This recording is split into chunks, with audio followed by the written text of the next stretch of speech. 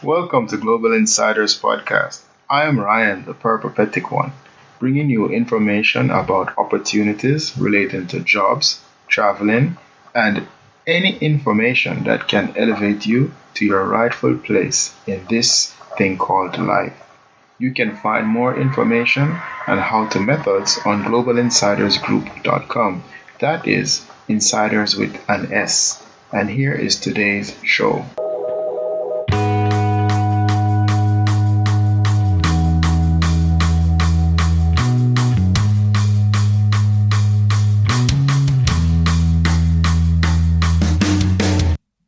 Hello, insiders. Welcome back to another show.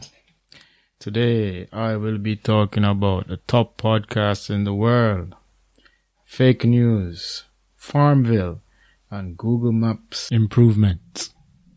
So, let's just jump right into it. This week, I will be indulging in my own world because I want to talk about podcasts and which podcasts are number one in the world. Of course, it's everyone's wish to be number one, and I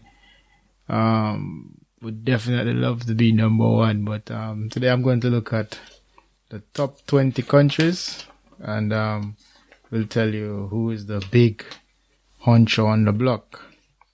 So the podcast world has grown and is continuing to grow across the world.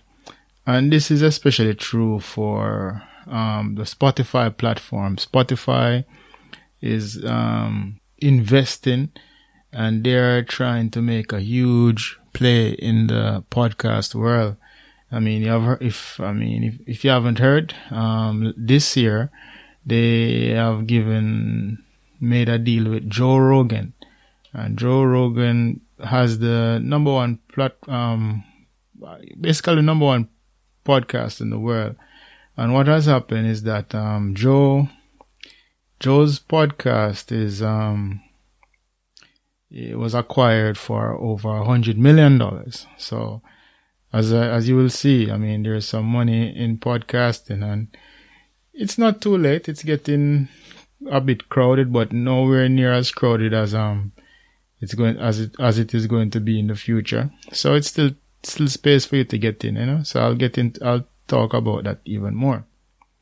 So when I started podcasting, there were 500,000 active podcasts. Now there are 850,000 across 100 languages, and 132 million listeners in the USA are podcast listeners.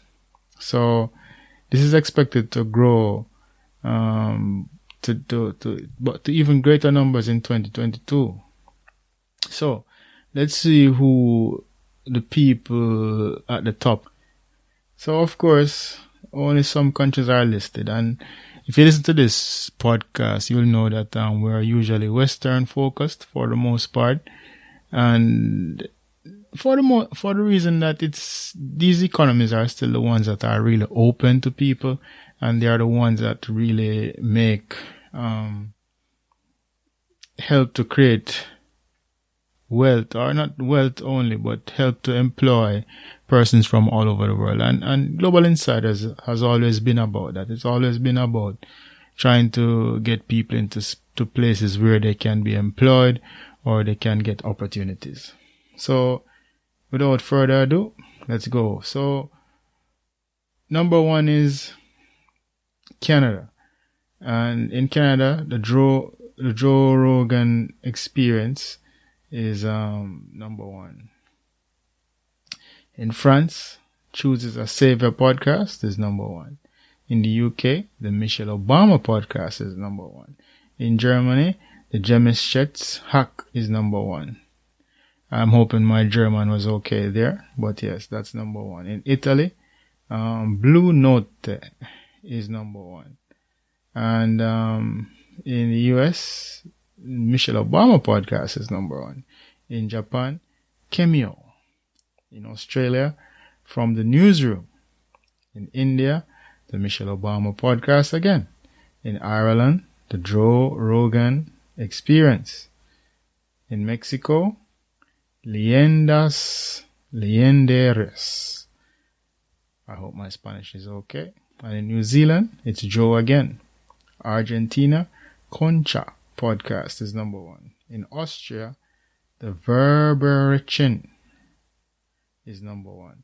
In Brazil, Nerdcast. Didn't expect that for Brazil, right? Nerdcast. Okay, next. In Chile, Thomas Va Amore is number 1. In Colombia, Diana Uribe is number 1. In Denmark, this is Morkeland. In Finland, I'm going to say this is POKS, or maybe POX is number 1. And in Indonesia, Rintik Sedu is number 1.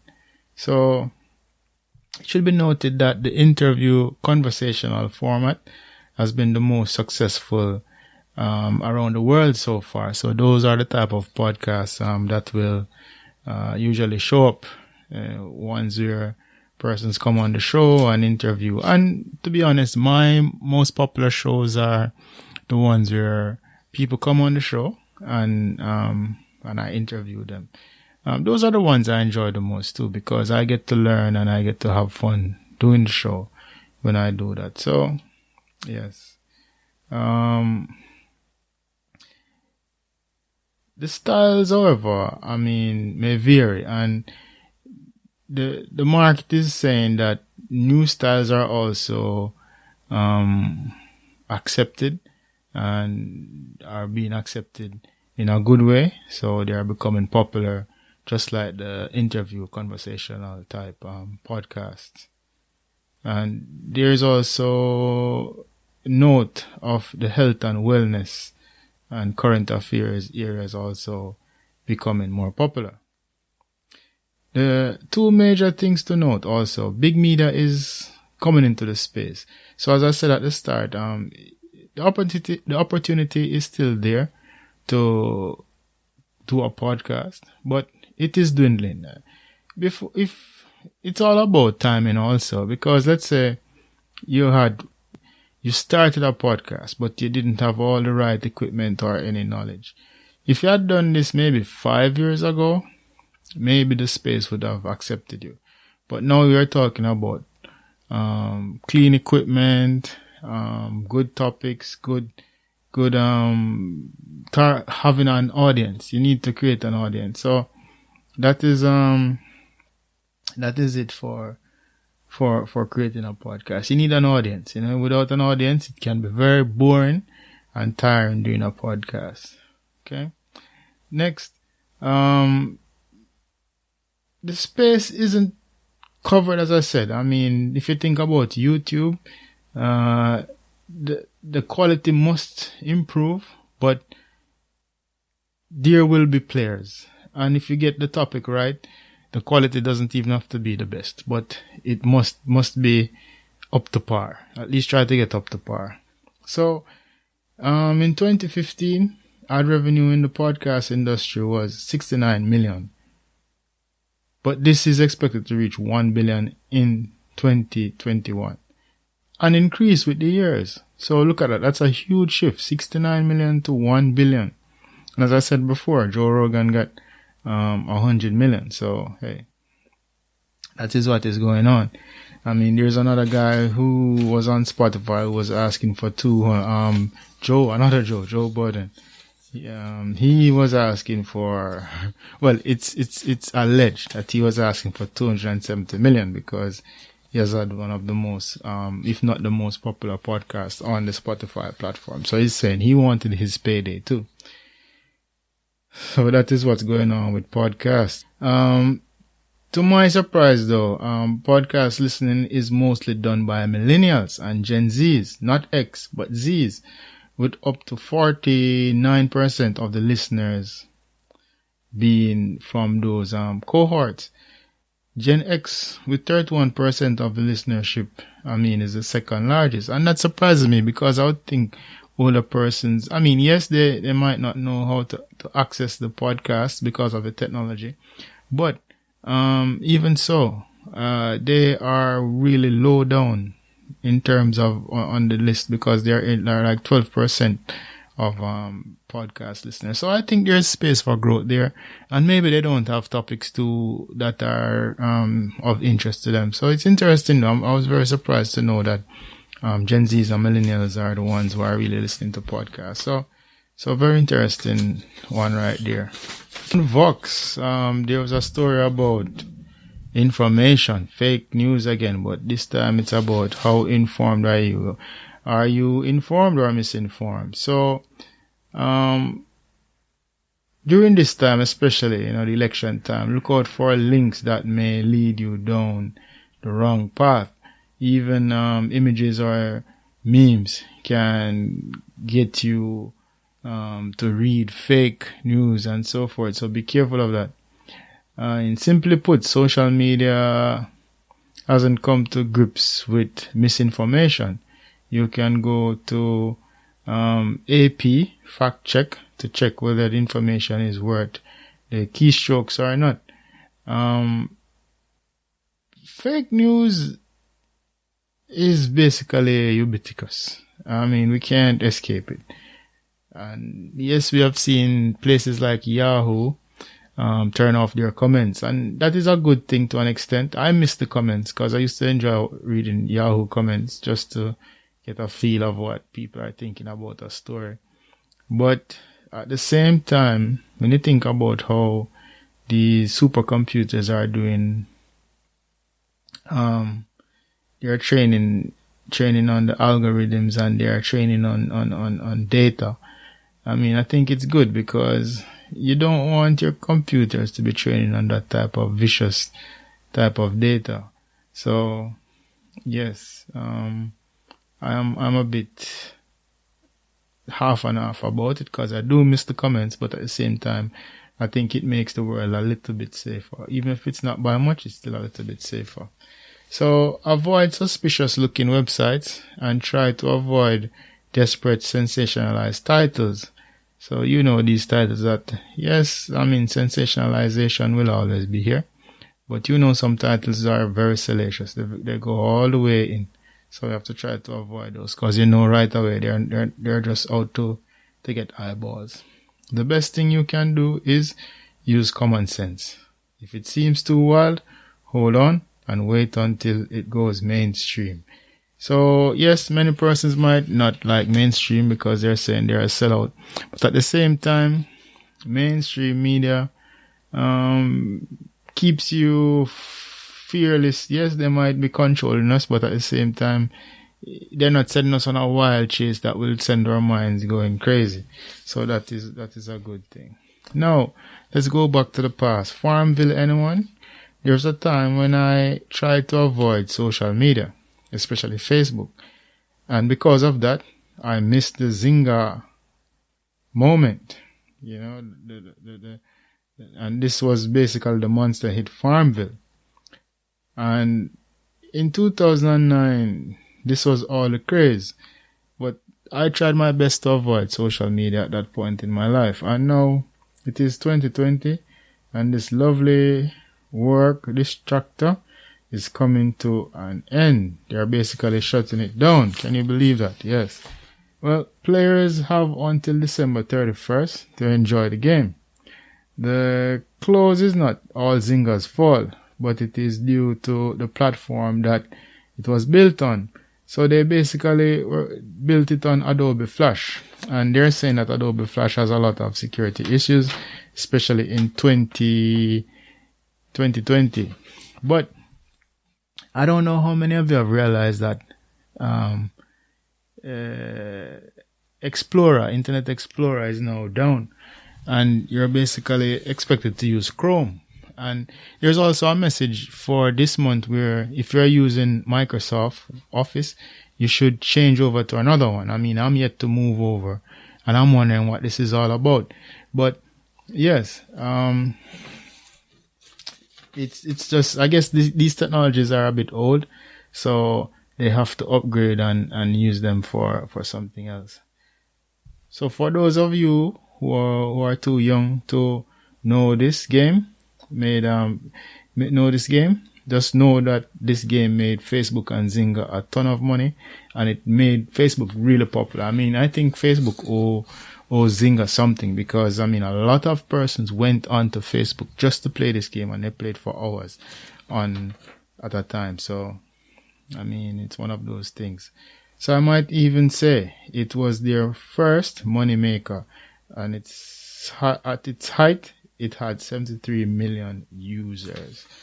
Yeah, I mean, those numbers don't seem huge now, but yes, I mean, that is where we're coming from.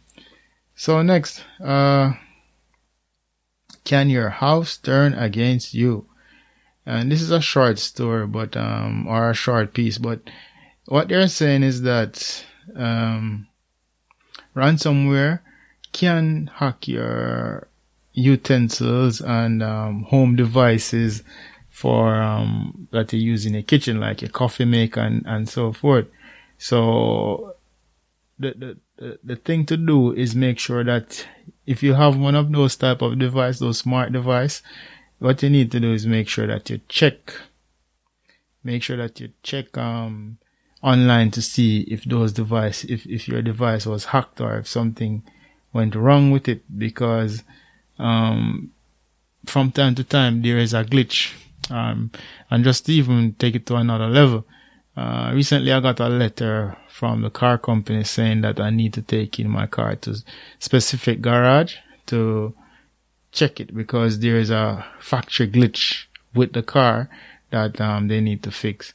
So they're saying it shouldn't take more than half an hour to do it, but yes. So it's the same thing with these home devices.